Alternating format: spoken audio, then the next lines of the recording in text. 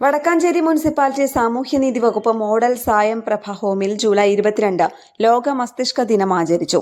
മസ്തിഷ്ക രോഗങ്ങളെക്കുറിച്ചുള്ള അവബോധത്തെ അനുസ്മരിപ്പിക്കുന്ന ദിവസമാണിത്.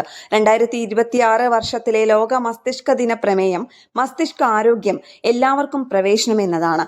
ഈ പ്രത്യേക ദിനത്തിൽ വടക്കാഞ്ചേരി മുനിസിപ്പാലിറ്റി സാമൂഹ്യനീതി വകുപ്പ് മോഡൽ സായം പ്രഭ ഹോമിലെ മുതിർന്ന പൗരന്മാർ ഒത്തുചേർന്ന് മസ്തിഷ്ക സംരക്ഷണം എങ്ങനെ സാധ്യമാക്കാം എന്ന് കൂട്ടായി ചർച്ച ചെയ്തു.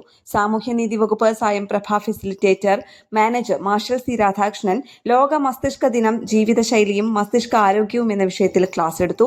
സായം പ്രഭ ഹോമിലെ മുതിർന്ന അംഗങ്ങൾക്ക് ഏകാഗ്രതയും ഓർമ്മശക്തിയും വർദ്ധിപ്പിക്കുന്നതിനുള്ള തെറാപ്പികളും നൽകി. സായം പ്രഭ കെയർ ടേക്കർ ബീന ബാബു സായം പ്രഭ ഹോമിലെ അംഗങ്ങളെ വിവിധ ആക്ടിവിറ്റികൾ പരിശീലിപ്പിച്ചു.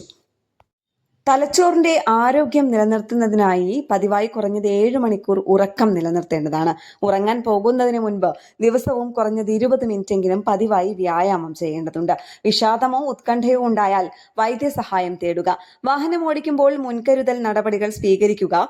ഉറങ്ങുന്നതിന് മുൻപ് സ്ക്രീൻ സമയം ഒഴിവാക്കുക. നിക്കോട്ടിൻ, കഫീൻ തുടങ്ങിയ ഉത്തേജക വസ്തുക്കൾ അടങ്ങിയ വസ്തുക്കളും ലഹരിയും ഒഴിവാക്കുക. പഴം, പച്ചക്കറികൾ, ബീൻസ്, കടൽ വിഭവങ്ങൾ, നട്ട്സ്, വിത്തുകൾ തുടങ്ങിയ ആരോഗ്യകരമായ ഭക്ഷണക്രമം പിന്തുടരുക.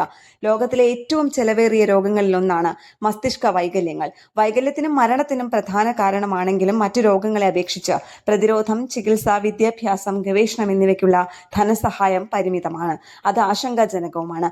അതിനാൽ മസ്തിഷ്ക രോഗങ്ങളെക്കുറിച്ചുള്ള അവബോധം വളർത്തുകയും രോഗനിയന്ത്രണത്തിന് ഉയർന്ന മുൻഗണനയുള്ള മേഖലയായി അവയെ അംഗീകരിക്കുകയും ചെയ്യേണ്ടത് ആവശ്യമാണ്. ന്യൂസ് ഡെസ്ക് കേരള പ്രണാമം.